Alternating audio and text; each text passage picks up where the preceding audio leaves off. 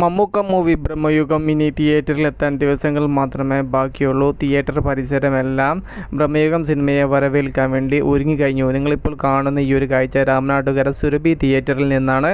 തിയേറ്റർക്കാർക്ക് പ്രേക്ഷകർ കയറുന്ന ഒരു ഹിറ്റ് സിനിമ വീണ് കിട്ടിയിട്ട് ഒരുപാട് നാളായിട്ടുണ്ട്. അവസാനം അല്ലെങ്കിൽ 2024 ആകെ ഒരു ഹിറ്റ് കിട്ടിയിരിക്കുന്നത് അബ്രഹാം മോസ്ലർ എന്ന് പറയുന്ന മമ്മൂക്ക ജയറാം അഭിനയിച്ച ചിത്രത്തിലാണ്.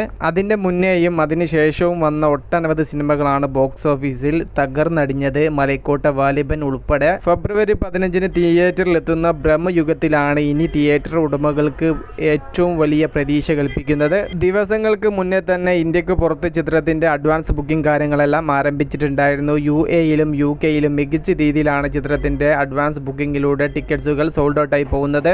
ഒരു മലയാള ചിത്രത്തിന് ഇതുവരെയും വിദേശ രാജ്യങ്ങളിൽ കിട്ടിയതിൽ വെച്ച് ഏറ്റവും വലിയ റിലീസാണ് ബ്രഹ്മയുഗം എന്ന സിനിമയ്ക്ക് വേണ്ടിയിട്ട് ട്രൂത്ത് ഗ്ലോബൽ ഫിലിംസ് ഒരുക്കിക്കൊണ്ടിരിക്കുന്നത്.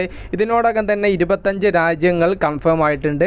അത് 30ന്റെ മുകളിലേക്ക് എത്തിക്കാനുള്ള ശ്രമത്തിലാണ് ട്രൂത്ത് ഗ്ലോബൽ ഫിലിംസ്. ഇന്ന് മലയാള ഫിലിം ഇൻഡസ്ട്രിയിൽ കൊട്ടി ആഘോഷിക്കപ്പെട്ട് 55 രാജ്യങ്ങളിൽ അല്ലെങ്കിൽ 60 രാജ്യങ്ങളിൽ റിലീസ് ചെയ്യുന്നു എന്ന് പേപ്പറിൽ അടിച്ചിറക്കി പരസ്യം ചെയ്യുന്ന സിനിമകളുടെ കണക്കുകൾ പരിശോധിക്കുമ്പോൾ 18ഓ 20ഓ രാജ്യങ്ങളിൽ മാത്രമാണ് ഒതുങ്ങിപ്പോകുന്നത്.